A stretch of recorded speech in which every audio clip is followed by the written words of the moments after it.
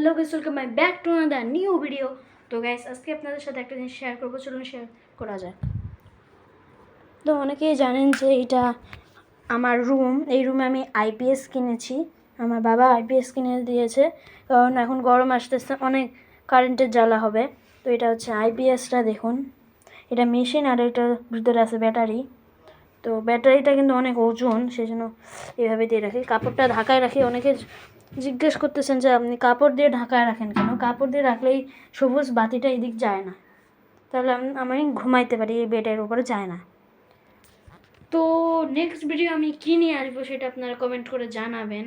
তো আরেকটা জিনিস বলতে চাই, এইটার দাম পড়েছে 43,000 টাকা, বাস্তবে না, এটা 40,000 টাকা হয়েছিল, তারপরে 3,000 টাকা লাগছিল তার তুরগুলো কিনতে। তো নেক্সট ভিডিও আমি কী নিয়ে আসবো সেটা কমেন্ট করে জানাবেন। তো নেক্সট ভিডিও আপনাদেরকে বলতে হবে, আমি নেক্সট ভিডিওতে রেড নামের খাবার খাবো। তো বাই বাই, আল্লাহ হাফেজ।